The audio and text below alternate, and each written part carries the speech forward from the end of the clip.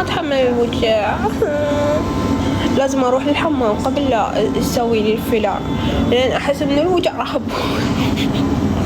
لا عز.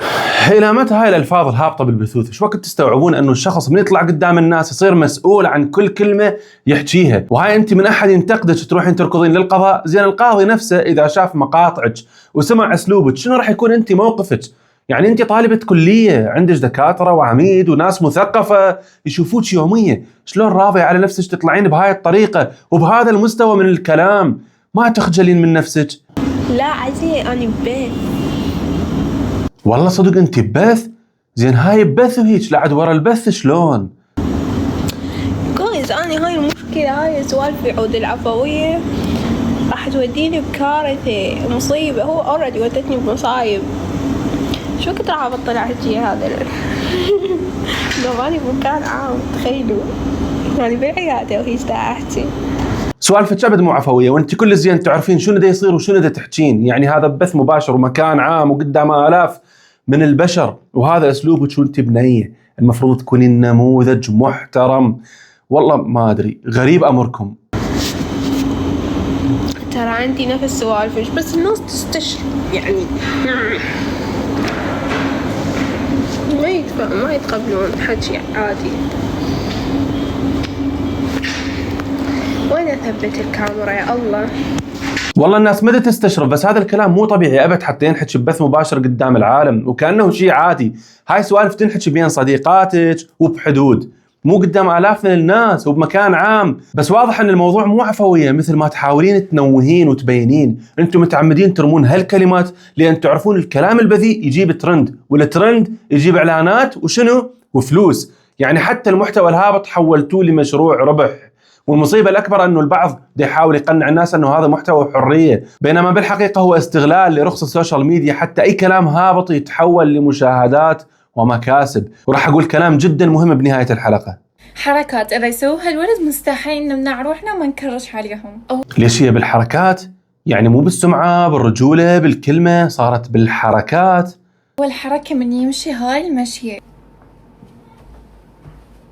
اوه ماي جاد ايش قد كيوت. ثاني شيء من أنا بس أريد أعرف يعني هسه إحنا لازم نضحك يكون عفوي كلش ويا أصدقائه. لك بعد يوم من نغلط عصرة من عصرة. هنا أنت تقلدين أياد راضي ولازم نضحك؟ والله ما أدري، يجوز شيء يضحك بس أنا ما دا أضحك، ما أعرف والله. أو الضحكة اللي مستحيل متوقع قلبنا، أو النظرات الحادة اللي كلها حنان، أو الغمزة اللي يغمز لك إياها بالشارع، أو يلا ضحكوا ضحكوا ضحكوا. كيف تنشرون بيه؟ تحجون عليه وعلى مرته؟ عيب عمي عيب، غلطة وصارت، نشرتها بالغلط. انتم بديتوني بلوى، ترى ما يصير هيك. البيجات جاي تنشر بيه وكلها جاي تغلط عليه وتسبني وتسب المرة، ترى ما يصير هيك. على اساس انتم على اساس تحجون عليه وعلى المرض. اكيد انا ضد اللي يسبك، بس اخوي انت مو بالغلط نشرت هاي الفيديوهات. تعالوا خلينا نشوف جزء من عشرات يمكن 45 فيديو نشره وبعدين يقول بالغلط.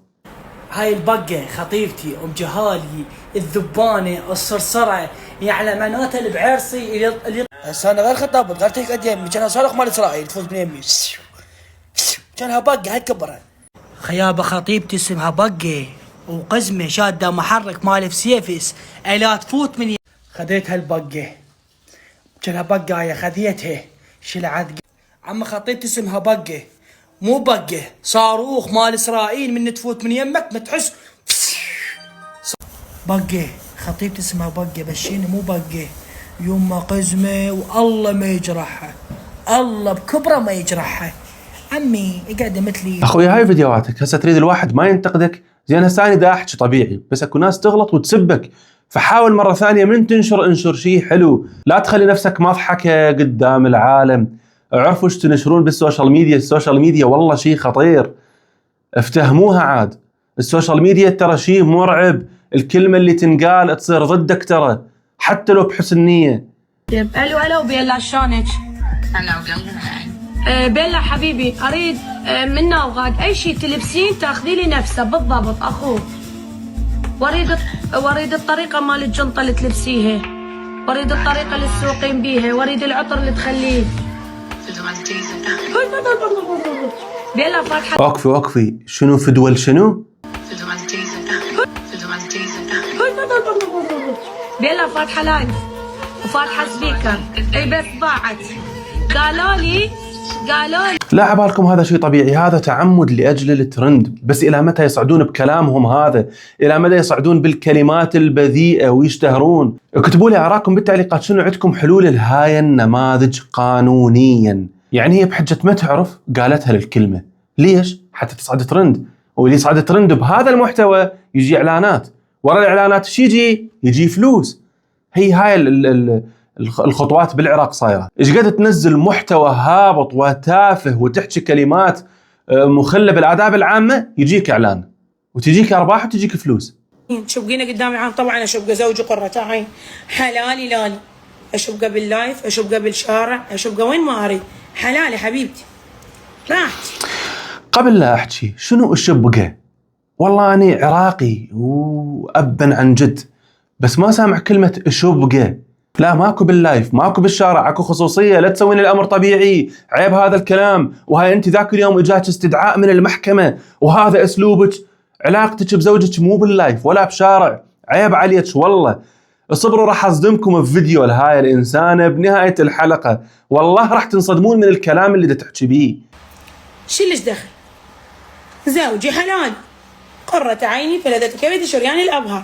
اذا ما احضن زوجي واقول لك كل عام وانت بخير وعيد ميلاد سعيد، كان احضن منو؟ ابوك، اخوك، امك؟ كان تحضنين اخوها وابوها؟ زين زوجك على هذا الكلام شو يقول؟ والله اني دا انصدم من اللي يصير بالسوشيال ميديا والبثوث، شنو هالصلافه بالكلام؟ شنو هالاسلوب؟ انتبهوا على اغلب بثوث دول العالم ما بيها هيك شيء، بس عندنا معقول الحريه هذه؟ ما ادري، يجوز اني فاهم الحريه بغير مفهوم، اني فاهم الحريه مو معناها تسوي كل شيء بدون حدود، الحريه الحقيقيه هي وعي واحترام، تعبر عن نفسك وتعيش بطريقتك انت بدون ما تضر غيرك او تفرض عليه اسلوبك او تتجاوز الذوق العام والاحترام العام. اني هاي الحريه فاهمها، فما ادري اكو خلط عندي ما ادري. هذا ابنك، هذا الكبير اللي بصفي ابني. خلينا نشوف على قرة عيني. احنا ما عندنا زلم تطلع باللايف، بس يلا لعبكم. تعال اطلع. انتم ما عندكم زلم تطلع باللايف؟ عبالها بهذا الاسلوب هي مثقفه؟ يعني عبالك هسه انت قويه شخصيه؟ زين زوجك اريد اعرف ايش راح يقول على هذا كلامك، شنو موقفه؟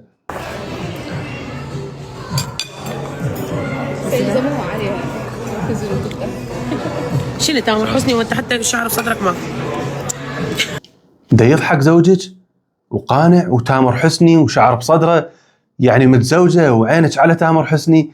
هاي شنو دخيلك ربي؟ شنو هالاسلوب هذا؟ اكيد هسه زوجك ضاج ومحتمل يعوفك ويطلع يزعل. والله دائما فاتح لي القميص المن، استر نفسك خوي، عيب من الناس وش يقولون علينا. ضحك طبيعي عند زوجك، زين يستر نفسه، تعرفين بالستر زين، ليش ما تسترين لسانك وهاي الفاظك شويه تحسنيها؟ ترى مو كوميدي، هاي كلها مردودها عليك. نطلع شعر رجلي، نرجع شعر صدري، قولي له خلي اشد قرون. اشد قرون فدوان، اشوف العكس الموضوع، اشد خلي اشد قرون. طلعتني. وقفوا شنو تشدين؟ قولي له خلي اشد قرون. اشد قرون فدوان، قولي له خلي اشد قرون. اشد قرون فدوان. اشوف العكس. لا مستحيل. الساده بالامن الوطني، الساده بوزاره الداخليه، ترى هاي الشخصيه دا تروج لامور خارج عن الفطره السليمه. وللعلم قبل اسبوعين اعتقد اجاها استدعاء من المحكمه بسبب فيديوهاتها هي اللي تعرضها، صارت تنزل فيديوهات اقوى. والله ما شايف هيك مرة اني بحياتي، شلون تحكي ويا رجلها؟ معقوله اكو هيك نساء وبث مباشر؟ زين انت شلون تقبلها على نفسك؟ طلعتني وشعر صدر رجلي ماكو واضح. شو يقولون عنه؟ يعني ما عدا غيره على رجلي. رجل رياضي. عرضي هذا عرضي بنات، هذا شرفي ما يصير احد يشوفه. عرضك ما يصير احد يشوفه؟ لا لهنا صارت واقفه حيل. هاي الحريه عندكم عيب عليك، انت ببث مباشر كان احترمتي نفسك وهاي الفاظك، عايشه دور الرجل وهو دور المراه. شلون متقبل الوضع؟ اكتبوا لي بالتعليقات شنو هالمهزله هاي، شلون متقبل زوجها هاي الاهانه؟ شنو سبب تقبل زوجها هاي الاهانه؟ اكتبوا لي بالتعليقات. تعالي خلي الامر ما تضيع، الله لا يوفق الزلم. ليش الله لا يوفقنا؟ شنو صار؟ والله ما دا اتبع هاي الدموع صدق حقيقية. ما دا امثل. لا ابد ماكو تمثيل بالموضوع، كلنا نعرف ماكو تمثيل، بس ليش دا تهفين لوجهك؟ محترة دا تهفين لدموعك ليش؟ شنو هذا الفيديو؟ ليش نزلتيه وش تقصدين؟ لو بس دراما. بس أنا استغربت بصراحة لأن فيديوهاتك كلها بيها إيحاءات وكلام خادش، بس هنا ماكو شيء، عجب. شنو قصتك؟ قبل حلقتين قلت لكم قريبا نارو تجيها هدية جي كلاس، شوفوا.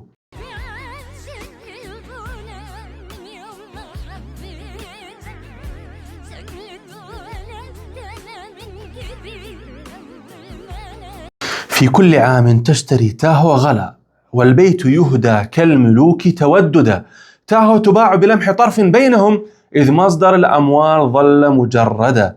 يا سائلا عن مالهم ومصيره، لا تسأل المحتال كيف تجود. لبناتهم تهدى القصور وسيلة، والشعب في قعر الجحيم تشرد. والجوع ينهش ألف طفل راقد، في كوخه عريان يرجو الموقد. أموالنا في جيب كل مدلل، تعطى وتمنح والمواطن أبعد. والعاطلون على الطريق تراكموا، حلم الوظائف صار بابا موصدا. لكن وإن جاروا وظل فسادهم، سيزول ظلم بالحقوق مؤكدا. اجتها جي كلاس مع ساعة سعرها بعشرات الآلاف من الدولارات، وسعر جي كلاس تقريبا 400,000 دولار. خلينا نسولف شوي مفارقة بسيطة. إذا شخص خريج كلية تعين وراتبه 500,000، إذا إيجاره نفرض 250,000، ولو هو ماكو هيك إيجار بمكان زين، يعني ايش قد بقى من راتبه؟ بقى 250,000. خلينا نفرض مولد 50,000 بقت 200,000، معيشة بالشهر 150,000، وهو ماكو هيك شيء بالعراق كله، يبقى 50,000. يعني لازم ماكو انترنت، ما يتمرض، ما يشتري ملابس، ما يتزوج. يعني إذا جمع 50,000 كل شهر، يعني بالسنة 600,000. حسب الحسبة الرياضية اللي أنا سويتها، يبقى تقريبا 1083 سنة حتى يشتري جي كلاس. وهاي الساعة دا تشوفون الظلم اللي دا يصير، وتجي نارو اللي تفشر وتسب وتغلط وكلام فاحش وتصرفات مخلة بالآداب العامة، تجيها جي كلاس بلمح البصر. يعني ما أعرف هاي الهدايا على أي أساس؟ هاي الفلوس مين؟ الناس ميتة من الجوع، الشعب 90% منه جوعان، حق غدا بالقوة يطلع، يركض شهر كامل على مود بس يطلع إيجار وما يلحق. وتجي شخصية صاحبة محتوى مخل بالآداب العامة تجيها هدية جي كلاس. هذا مو ظلم؟ اليوم 5 يوم بعرسي ومعرسة علينا، ابويا ابو ميزر شنو ما مفوخ رحمة على كائنات، اخذها مو ذبحة. شنو هالالفاظ؟ شنو هالاستهتار؟ مو كافي ملوثتي السوشيال ميديا العراقية بهذا المحتوى اللي تقدميه؟ هاي ما عندها عمام يقولوا لها شنو هالاستهتار؟ ما حد يقول لها عيب الفاظك هاي كافي؟ السادة المسؤولين عن هاي المهزلة خلوا حلول جذرية قوية، ترى صار الأمر أخطر من أي شيء خطير بالعراق، حلوها عاد ترى والله عيب. البعض يخلط بين عرض المحتوى لغرض النقد وبين إعادة نشره لغرض الترويج، وهنا الفرق يكون بالطرح والهدف. أنا من أعرض هالفيديوهات مو حتى أدعمها وأروج إلها، وإنما حتى أوضح شلون بعض أنواع المحتوى دا يأثر سلبا على وعي الجيل الجديد، وشلون الألفاظ والتصرفات غير المناسبة صارت تقدم وكانها أمر طبيعي بالسوشيال ميديا.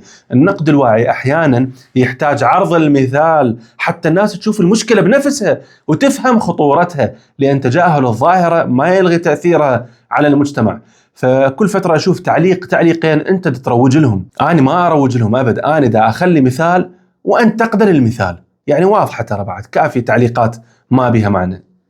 طبعا الكل منتظر انه انزل فلوج بشعر، لان الاكثر متابعيني طلب للاشعار. يقول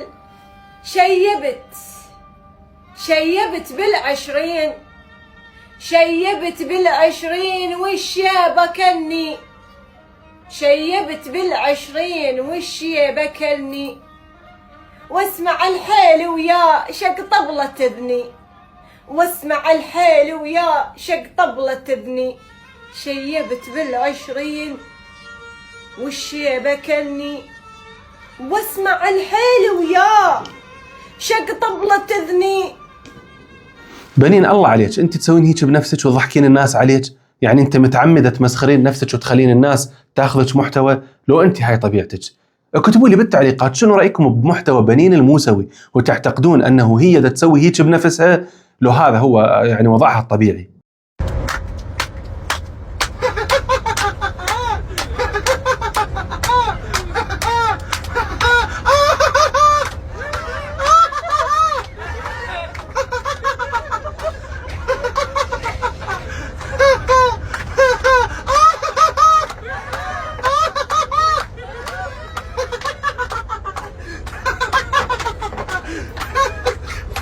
يعني انت مروج مال شركه سياحه وسفر، شوف حتى الطفله خجلت من هذا اللي تسويه. والله عجيب امرك، صار لك 5 سنوات نفس هاي اغنيتك، مدري تنعوصك صدق. هسه هاي يعتبروها اغنيه تنعوص مسخره. والله انا بصراحه ما اعرف، اكتبوا لي بالتعليقات شنو رايكم باللي دا يسويه، وشنو تعتبرون هاي اغنيه لو شنو. استاي اوكي. اي الف مبارك، ارجوان تحجبت، بس وعد بعد فتره تنزع الحجاب من يجيها عقد اعلاني جديد، ولو انا متاكد انه فتره وراح تشوفوها لازمه قوطيه مال مشروب طاقه لسين من الناس وتروج له، وطبيعي جدا الف عافيه عليها اعلانات من حقها، بس راح تروج بطريقه اتعس من قبل. وسجلوا هذا الفيديو علي، وكان وياكم مصطفى الحسيني، وفي امان الله.